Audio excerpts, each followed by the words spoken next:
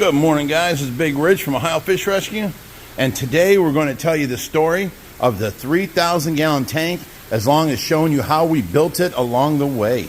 So it is going to be a very interesting video, and we're going to have a lot of pictures in there for you and a lot of the backstory. So check this out.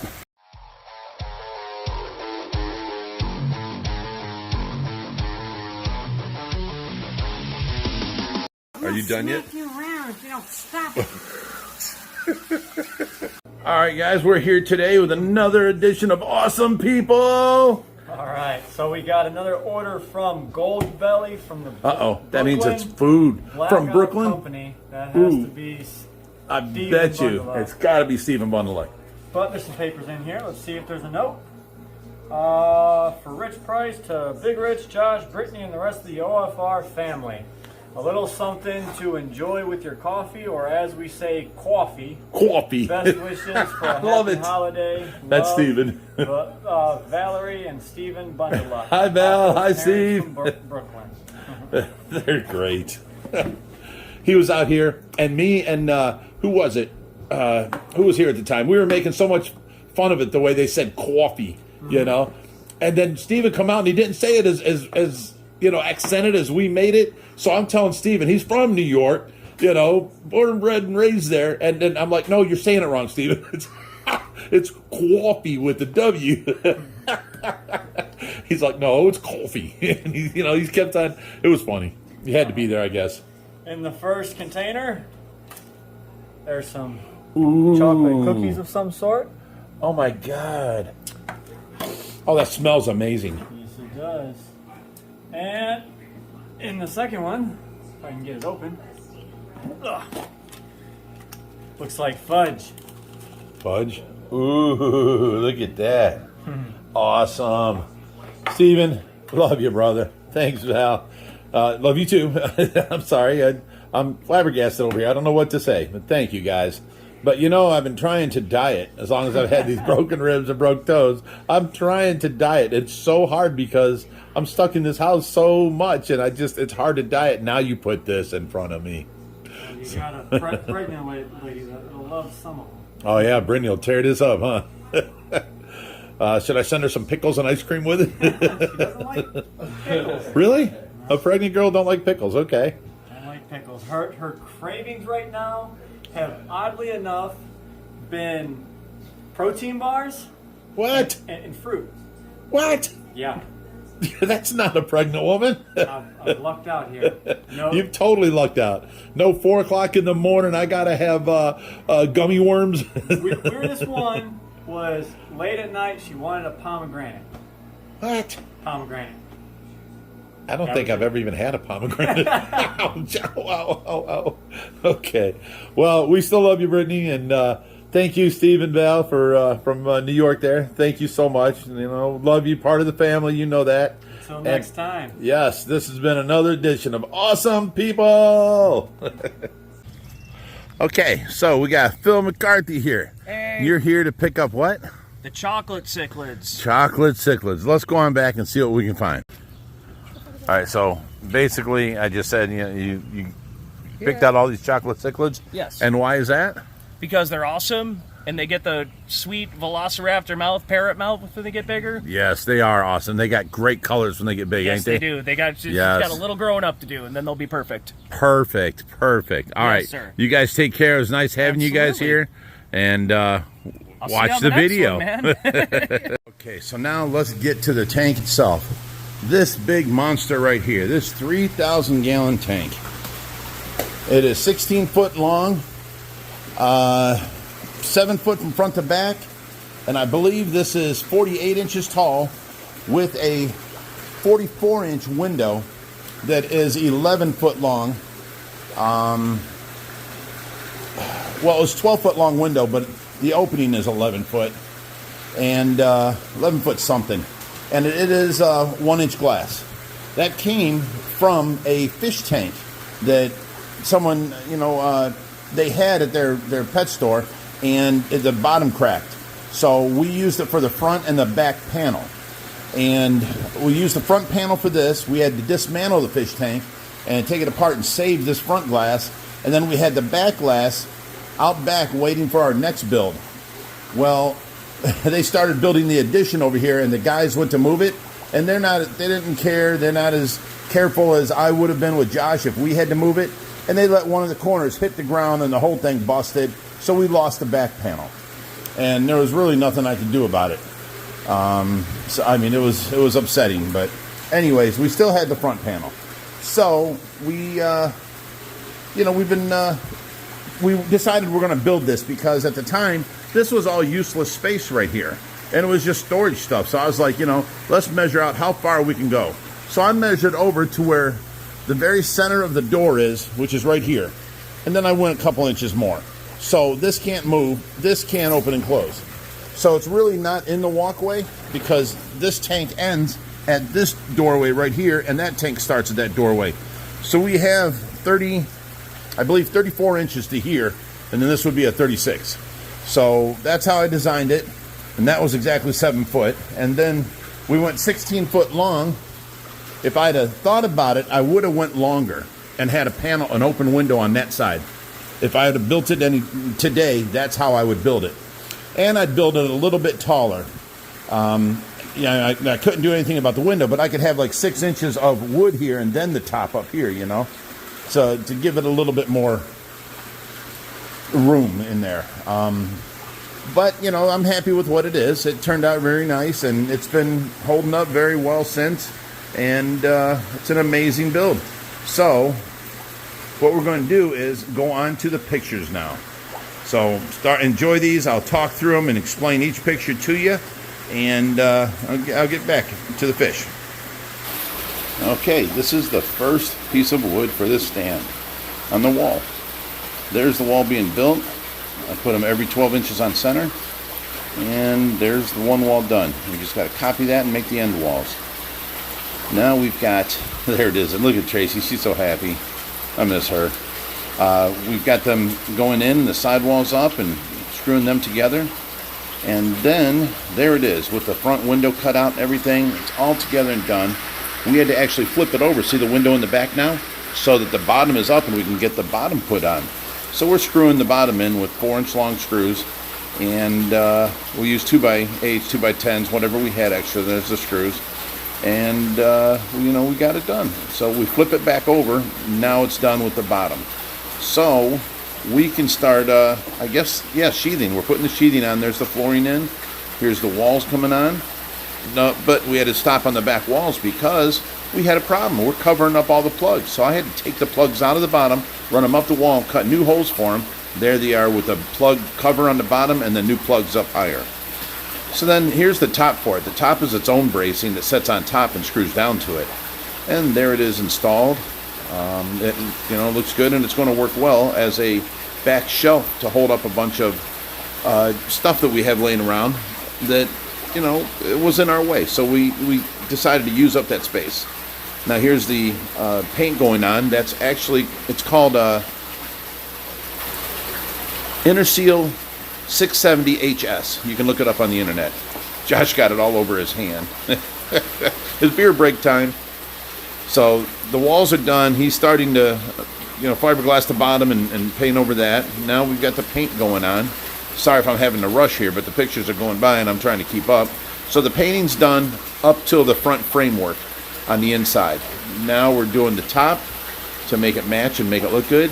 And then here's the intake and the return for the filter system. And here's the holes where it comes through the tank and going to go through the wall once we push the tank back. There's the holes in the wall that's going to connect to these pipes to this System 3 Stay Right filter. Now, Tracy's up there. She worked so hard. She's up there now. We're handing her stuff and she's placing it back there. And she took a break. She said, that's it. But we finished and got a lot more storage stuff up there and out of the way. And she's so cute. And, it come in handy for the time being. But there she is, all done. The inside's done. We're getting ready to put the window in. So, here's the tank. It was 11 foot long by 4 foot from front to back. And it had a piece of 1-inch glass with the Euro bracing on it. So we dismantled it and left the Euro bracing on it. And then we cleaned up the glass and got it prepared to silicone into the tank. This is what's left, the back glass. The bottom was all busted, so the back glass. These are the guys that helped. There's our boy CJ, Mikey, Tracy, and Josh, and I think that's Kyle there in the Funkadelic clothes. Now we're inside. We've got the glass inside. That center brace is removed. That's just to hold it up so there's no sagging. We had 4 people at the same time. I did the front, Josh did the top, and then the side, and that other dude did the other side. And now we've got the front bracing back up to keep it from sagging, and the bracing inside the tank pushing forward on the glass. I had to pre-cut them and pre-measure them to get it like that. And you notice we got a piece of wood in the back so it didn't scuff up the paint or pry the wood. So there, we're done. The glass is in, it's silicone. This is 2 days later. We've got to start filling it with water. Look at that, a happy day. And then, you know, as it's filling, you know, we're hearing different noises like creaking and stuff like that, you know. So, but it was kind of nerve-wracking, but it made it full and did not leak. I was very happy. And now this is 3 years later. It's still full and not leaking. There is the pump on since the intake is underwater in the bottom. You notice we put a screen on it. And then it's filling up, and you can see how fast the water was running there. And now it's completely full. We got the lights in on the undersides of the 2x8s on top. And oh, I got this picture out of order, don't I? That was us putting the lights in. My bad. So it's already full after this. Oh, that's us painting the outside now. And here I am painting the side of it, not the front. The front's done now. And, you know, almost done with the side. And then, ta-da, it's all done. So, we got it full of water and put fish in it. And that was a happy day for us. Okay, so now that was rough. That was a long voiceover, and it was rushing me. But I got it all done. We can talk about the inhabitants. In here, we have Big Betty. We have Charlie from the Dort Mall. We have Paco from Brooklyn, New York. We have, I forget a few other their names, but there's 2 actual black Pacu in here. And I keep telling people this. These right here that are all black, them are red belly Pacus that have lost their red after they get about a foot, you know, about a year old. They lose their red and they turn all black. So I get a lot of people calling saying, hey, I've got a black Pacu for you. And I'm like, really? What color is it? And they're like, duh, it's black. And I'm like, no, that's a red belly Pacu. They lose their red after a while. A true black Pacu is over here. Now see, he's green. Olive green with black trim. They can get way bigger than the regular red belly Pacu. It's called a Tambaki. I have 2 of those in there, and then the rest are red belly Pacus. This is our Pacu tank now, except for we're using it for storage of some of Kevin's from Stingray Biology and Rodrigo's rays. They're coming, I think, this next Wednesday to come take them back. I think there's like 12 in here. We've got them spread out everywhere. But usually this here tank, we use it for the Pacus. That's one of the black Pacus there. We use it for the Pacus, and then our overburden of different, like catfish, you know, redtails, tiger shovel noses, that we can give out to the zoos and stuff like that. So right now, we're just using it for storage of the rays. And like I said, I think there's 12 in here now. These are all theirs. And we have more of their rays here. There's some in the 4400 here. There is, a few back here in this tub. There's a bunch of rays in here that aren't ours. And there's rays in the pool out there. And, you know, they're spread out all around everywhere. So, I think there's like 36 total. But anyways, this tank here has been, you know, great. And now what we did was, instead of storing stuff up there, we picked up this 1 foot tall, and I think it's, what was that, 12 foot long by 4 foot deep. So that's going to be all the water that comes into here that we have coming in from up here, it's all going to go into this tank now. And this tank's going to overflow on that side, and the water will go out. This is going to be for our baby rays. So we don't have to use this tank for the rays. Rays only need depth if they're going to breed, because they need room to flip over. we can keep all the smaller ones up here in this tank, and it's out of our way, and it's much easier. And the same water will pass through that and go into the 3,000. Then it overflows the 3,000 and goes out to the drain. So basically that's it. So we're gonna do that. I got to put a light up here for him yet. I've got to get, and I'm going to fill it full of sand, and we have to make, see these wood braces here? We need metal braces to run along beside them all the way under there on these. On this one, not the end one, but this one, and this one, because I believe that was 300 gallons full. So 300 times 9, you know, you're talking 2,700 pounds. And yeah, a lot's going to be on that end, a lot's going to be on that end, but the rest is hanging over here, and we don't want it bowing down, twerking the glass, you know what I'm saying? So we have to get the metal 2x4s to go under here and help support that up to where it don't bend down. And then we'll have that up and running. Plus, I'm sure it won't be 300 gallons. We'll have it an inch from the top or something. So it'll be like 270 gallons or something.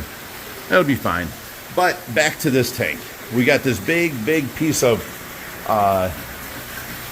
driftwood in here. It's actually a tree trunk. And I've got it screwed to the top because the fish move it all over the place. We had 2 in here, but the other one, it just would not stay where I put it, and it wanted to float. So we took it out. It's now out in the pool. But this is the 3,000 gallon self-made tank, and I tell you what, it has served us better than, you know, if we'd have had tanks there on stands and you know, hodgepodge of different tanks. We did have to end up putting on these 2 bio tubes towers and another filter to it because of how overcrowded this tank sometimes gets. When it gets full up, we call the 9 different public aquariums we work with and ask them if they want them, and you know, someone ends up wanting them, and they'll send their truck and they'll come get them, and then it'll be back empty again. So this happens all the time. You'll see this full, you'll see it emptier, full, emptier, and this is how we take fish on the way out.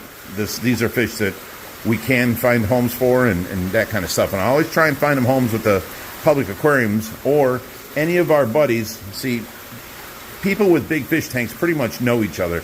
We all know each other from the internet and this and that. So, like, you know, if Mike Terrell from Off the Deep End Aquatics wants a certain fish and I have it here, you know, sure, he can come take it. He's another big fish guy. I'll let him take it. Not a problem, you know, stuff like that. So, you know, there's a lot of smaller guys that have like a 4,000 gallon tank. They can take fish too. I just, you know, people have gotten mad at me because I won't give them a 3-foot redtail for their 150 gallon tank. And I'm like, I give them a better, giving fish a better home is our motto. I'm not going to take them out of a 3,000 gallon tank and let you have them in a 150 because you think it's cool. And they get mad at me. And I've had people blow up and leave bad reviews on our website and stuff about, or the Google website, about how I won't give them free fish. And, you know, listen, well, you're not entitled to my fish. It's a privilege for me to give you fish. I don't sell them. I give them out. I pick and choose who I want. And, you know, I'm sorry that you feel entitled that you wanted it in your 150 gallon, but I'm not going to do that to our fish. So he got mad and left bad reviews, and people are just ridiculous sometimes. But, you know, we do the best we can and what's best for the fish. And, oh, geez. You know, once we get these stingrays back out of here, then we'll have a lot of hecticness gone because we had to take them all out of the pool. Well, not all. There's still a few in the pool, but we had to take them out of the pool because, okay, at first there was, you know, a bunch of stingrays, and it was fine. But then somebody started eating their tails off, and I did a video of how their tails. These are pretty well growing back now, but every stingray was missing like 2 inches of their tail, and like, see this one here? It's down to where the barb is. He's missing like 3 inches of his tail still. So somebody in this pool out here was actually eating the stingray's tails, and we had to get them out of here quickly. It was just causing a problem. There goes one of the rays over there. It was causing a problem, so we had to disperse them everywhere throughout the rescue here. But that's the story of our 3,000 gallon tank, and how that's our first wood build. We built it ourselves, me and Joshy. And Josh didn't even know. We were talking about it, but he come home and I'm out there with a saw and I'm cutting up piles of wood, and he's like, what's this? I'm like, that's a fish tank. That don't look like a fish tank. I'm like, it will. So, but we built it, and if we can do it, so can anybody else. This is a very easy thing to do. You just got to rethink about it. Like these boards here for support, we made the whole top support out of these 2x8s, and then we screwed them up with 4-inch screws from the bottom. There's 4 screws across here holding this on. Same thing with here, because we were able to put them on that way before we mounted this down. So we made the whole top, and then we put it down, and then we screwed it down to the ends. And you can see we've got 4 holes here where it goes together, and the layer underneath, you can see this 2x8 goes all the way to the end. We overlapped everything as we put it together. So this is one layer, and then this is the next layer overlapping. So everything is screwed together with, you know, multiple 4-inch screws. And you can see on each side of the window, we've got 3 posts. There's 2 on top and 3 on bottom. And then every 12 inches is another one. There's 3 for each corner, and it goes around the corner and does, you know, 3 there too. So we didn't get to paint that side where the pipe's coming out. This is the overflow here. When it gets so tall, so high, it goes right here and it overflows out there. But we have that turned off because we made another one on that side, and now it goes out to the drain. We wanted it passed through, not coming back to the pool, which that one runs back to the pool. So we have the availability of turning things back. Like if this was empty and we didn't have nothing in here, I would open that up and let that water circulate through these tanks. And, you know, but when there's a bio load on here, we want it to pass through and go out to the drain. And then this is just a little tank that's sitting up here we're holding for somebody. And this here, people keep seeing it. It is a big magnet, okay? And we put a rag on it so that helps clean the outside too as you're cleaning the inside algae. And then, you know, we got the bubble wall on the back wall, but the stingrays have destroyed it. And we've got it full of the gravel in there, brown gravel. And, of course, the stingrays move that where they want them. But, you know, this here is a 55-gallon drum. I believe it could be a 40-gallon or something like that.